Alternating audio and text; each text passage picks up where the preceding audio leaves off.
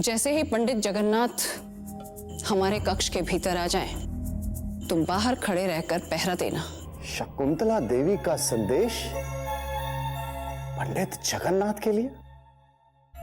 उसे क्या कार्य हो सकता है? लगता है दोनों के बीच चुपके चुपके कुछ चल रहा है हुजूर। क्या संभलपुर से महाराज शिवदत्त का कुछ संदेश आया है? नहीं नहीं, संदेश तो शिवगढ़ के महल से ही आया है। जल्दी बताओ, समय नष्ट मत करो। क्या संदेश है? किसने भेजा है? जी शकुंतला देवी जी ने।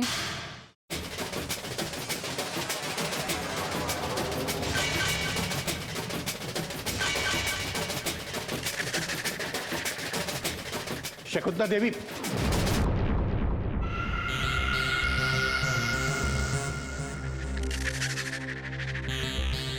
फरमाइए, आपने कैसे हमें याद किया? पहली बात तो आप हमें प्रणाम करके शर्मिंदा मत किया कीजिए, और दूसरी बात आप इस तरह हमारे देहली पर खड़े हुए बेगानों की तरह अच्छे नहीं लगते, क्योंकि हम तो आपको कब से अपने मन मंदिर में बिठा रखा है। शकुंतला, ये हमारे प्रश्न का उत्तर नहीं है। और दूसरी बात, ये बताइए कि आपकी सेविका बिना हमारी अनुमति के हमारे कक्ष में कैसे आई?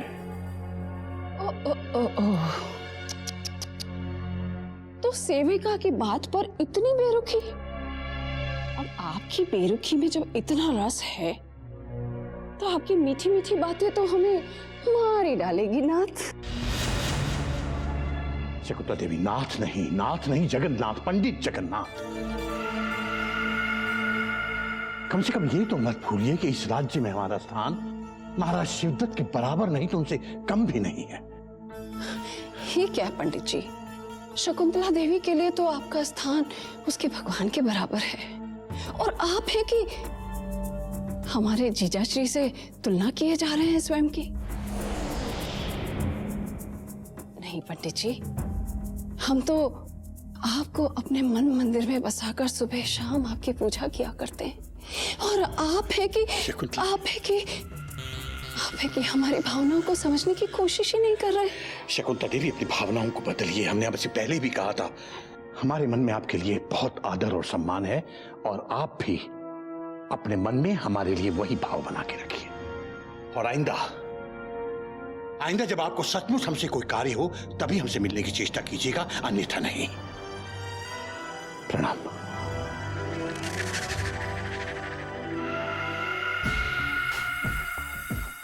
ये चेष्टा तो शकुंतला देवी तब तक करती रहेगी जब तक उसका बेटा गजराज शिवगढ़ के सिंहासन पर बैठना चाहे।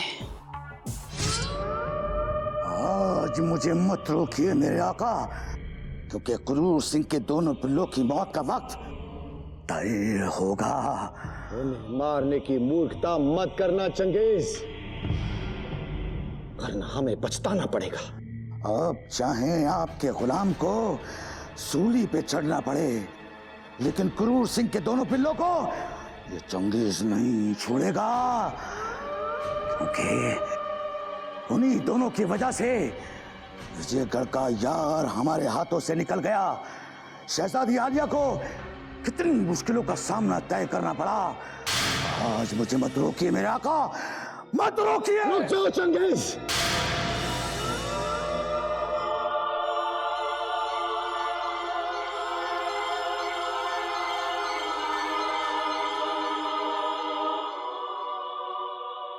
वो दोनों भोले भाले बच्चे भवानी सिंह की तरह हमारे दुश्मन नहीं, बल्कि एक तरह से हमारे मित्र हैं चंगेज। नहीं मेरे आका नहीं, मुझे धोखे से बेहोश करने वाले आपके दोस्त नहीं हो सकते। ये कार्य तो उन्होंने राजकुमारी किशोरी के कहने पर किया चंगेज। जरा सोचो, वो हमारे जाति दुश्मन नहीं। यदि वो दोनों नहीं रहे तो राजकुमारी किशोरी के बारे में गुप्त सूचना हमें इतनी सरलता से प्राप्त नहीं होगी, और वो राजकुमारी किशोरी फिर हमारी आंखों में धूल झोंक कर सरहद के उस पार चली जाएगी। सोचो।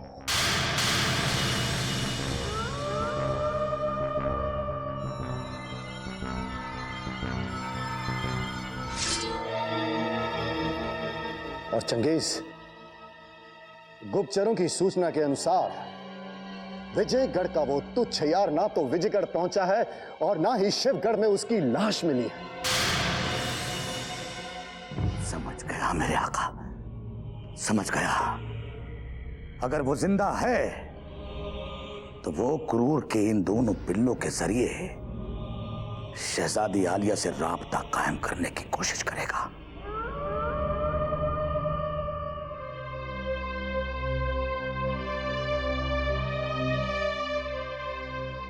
तुमने हमारे प्राण बचाकर हम पर बहुत बड़ा उपकार किया है अमली,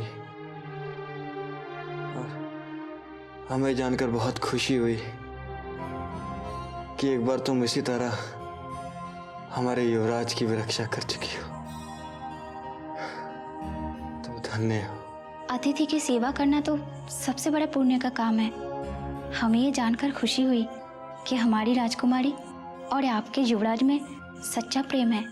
दो सच्चे प्रेमियों को मिलाने का उद्देश्य लेकर ही तो मैं अपने राज्य से इतनी दूर यहां तक आया था इमली।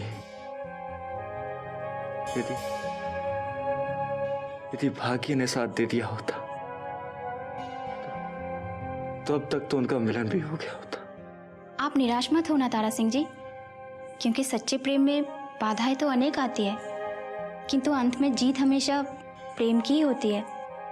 अब तक आप अकेले थे, अभी इमली आपका साथ देगी।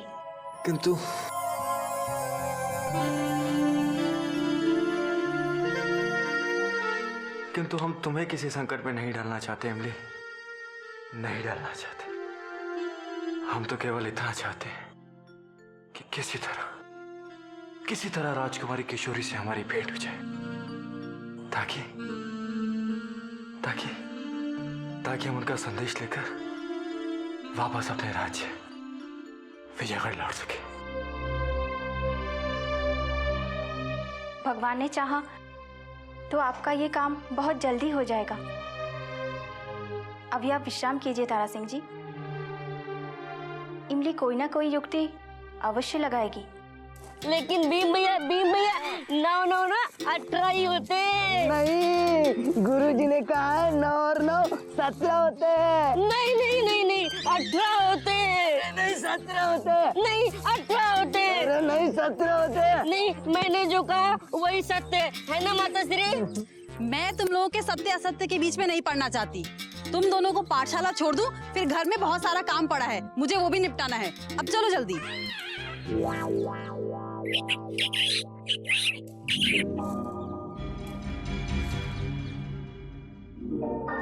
बचाओ माता श्री बचाओ। क्या हुआ? मर गया माता श्री, मेरा पेट। अचानक ये क्या हो गया? मेरे पेट में दर्द हो रहा है माता श्री, वैद्य को बुलाओ। अरे अब इस भरे जंगल में मैं वैद्य कहाँ से ढूंढ कर लाऊं? माता श्री एक काम कीजिए, सामने के खेत से कुछ पत्ते तोड़ के लाइए। वो क्या है, आज सुबह हम लोगों ने ज्यादा भोजन कर लिया था। जब भी ज्यादा भोजन करते हैं तो इसके पेट में दर्द शुरू हो जाता है, तो इस सामने खेत के पत्तों का रस पीते ही दर्द दूर हो जाता है। तो किसने कहा था ठूस कर खाने के लिए? तो जल्दी जाइए ना। अब बलवान तुम भीम की देखभाल करो, मैं पत्ते लेकर आती हूँ। जी माता श्री।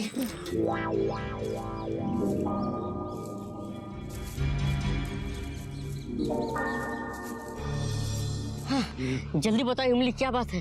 विजयगढ़ का कोई अय्यार घायल हालत में मेरी कुटिया में छुपा हुआ है और वो तुरंत राजकुमारी जी से मिलना चाहता है। क्या तुम दोनों मेरा ये संदेश उन तक पहुंचा सकते हो? अवश्य पहुंचा सकते हैं। वो विजयगढ़ का अय्यार तारा सिंह है, तुम उसका ध्यान रखना। भीम, बलवान, मैं ये पत्तियां ले आई हूँ। माता श्री, अब इन पत्तियों की कोई आवश्यकता नहीं। इमली ने आके भीम भैया के पेट का दर्द दूर कर दिया। ऐसा क्या कर दिया इस तोतली ने जो तुम्हारा दर्द एकदम ही ठीक हो गया? मेरी माँ कहती थी कि मेरे पिता बहुत बड़े वैद्य थे, उनके छूने से तो शव में भी प्राण आ जाते थे। तो इमली के लिए ये छोटी मोटी पीड़ा दूर करना कौन सी बड़ी बात है मोहिनी जी? चलो।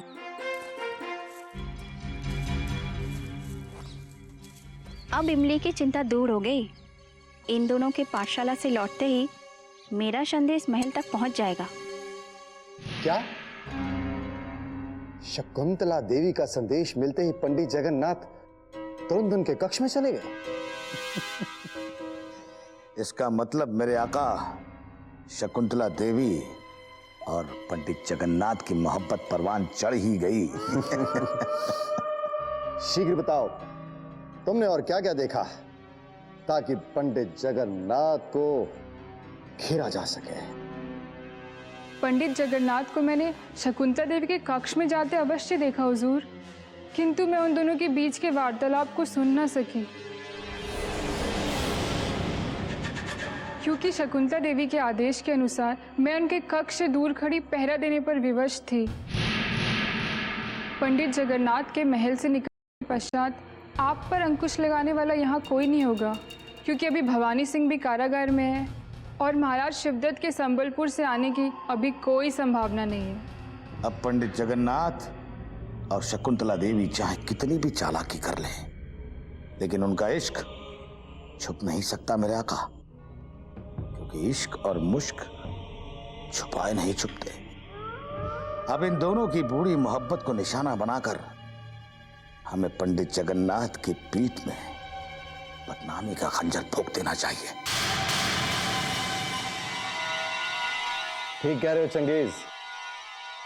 यदि पंडित जगन्नाथ की इज्जत पर हमने अभी से कालक लगा दी तो शर्म से टूटकर वो खुद ही इस महल को छोड़कर भाग जाएगा। लोहा गर्म है मेरे आका, हमें चोट मार देनी चाहिए। कहीं इन दोनों के इश्क की आग अचानक थम गई तो फिर हमें यह मौका दोबारा नहीं मिलेगा। जाओ मृणालिनी, और हमें पल पल की सूचना देती रहो कि पंडित जगन्नाथ और शकुंतला देवी कब और कहां कहां मिलने वाले हैं।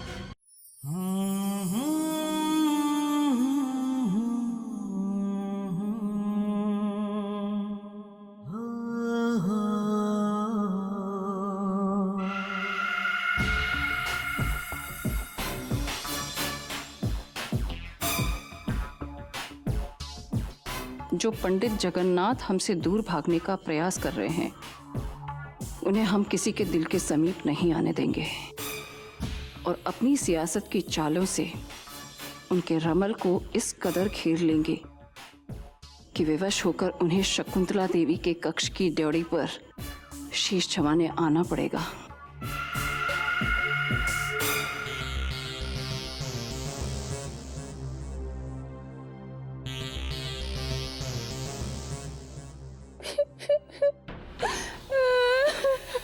मासी जी,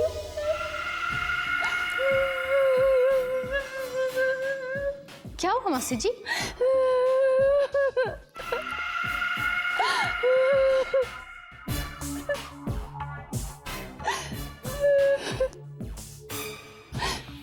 बेटे, आज हमारे दामन पर दाग लगते लगते बच गया। आज अगर समय पर गजराज नहीं आए होते तो ये तुम्हारी मासी किसी को मुंह दिखाने लायक नहीं रही होती। ये क्या कह रही हैं आप? कौन है वो दुष्ट जिसने आपके साथ ये नीचता की है? जगन्नाथ।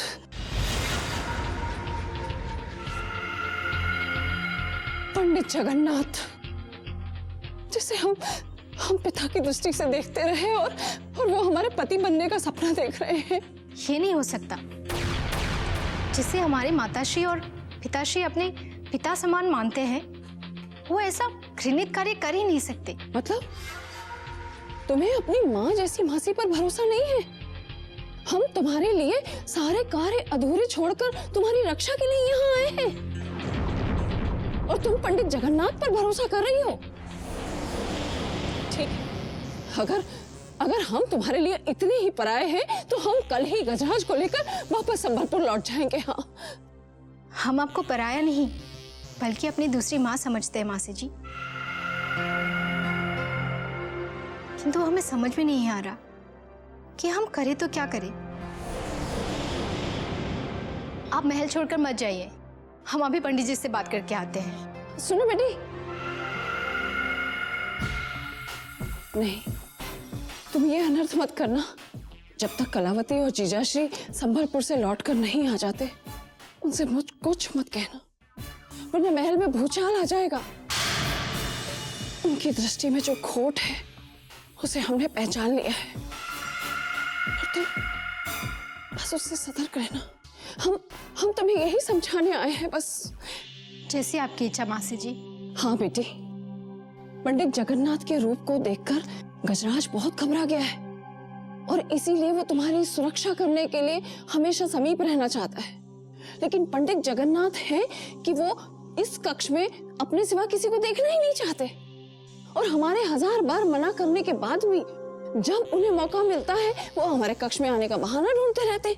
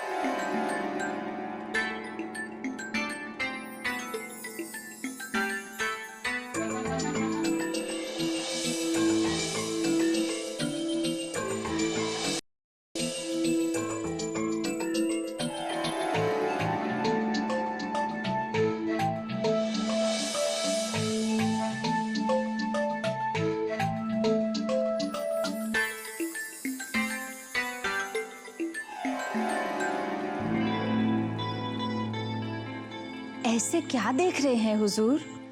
तुम्हारा रूप, तुम्हारा सौंदर्य। जिसने भी तुम्हारा नाम केसरिया रखा है बहुत सोच समझ के रखा है। तुम्हारा ये मुख बिल्कुल केसर जैसा सुन्नत है, और तुम्हारा ये बदन जैसे भगवान ने स्वयं दूध में केसर डालकर तुम्हें अपने हाथों से बनाया है। आप सच कह रहे हैं? क्या हम आपको इतने अच्छे लगते हैं? गज्जू, गज्जू, आपको अच्छा नहीं लगा तो ठीक है, हम आपको आज के बाद गज्जू कह के कभी नहीं पुकारेंगे। नहीं नहीं, ऐसी बात नहीं है। क्या है कि जब तुम हमारा नाम पुकारती हो तो हमारे नाम की शोभा बढ़ जाती है।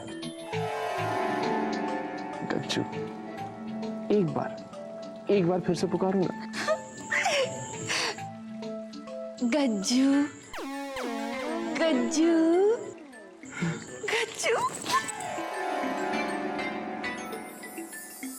ये रंगीला अब केसरिया के जाल में फंस चुका है। अब हमें अपने वास्तविक उद्देश्य पर आ जाना चाहिए। क्या बात है, उनसे प्रेम करते करते तुम कहाँ खो जाती हो?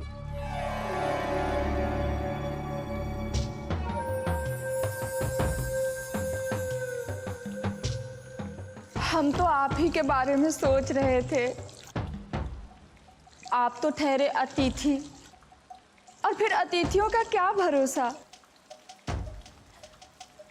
हर अतिथि को एक न एक दिन तो यहाँ से जाना ही होता है, और आप भी आज नहीं तो कल यहाँ से तो चले ही जाएंगे, है ना गज्जू? बस इतनी सी बात को लेकर तुम इतना उदास हो? अरे तुम परेशान मत हो, हम तुम्हें छोड़कर कहीं नहीं जाएंगे। बस एक बार हमारा विवाह राजकुमारी किशोरी के साथ हो जाए, फिर हम शिवगढ़ के राजा बन जाएंगे।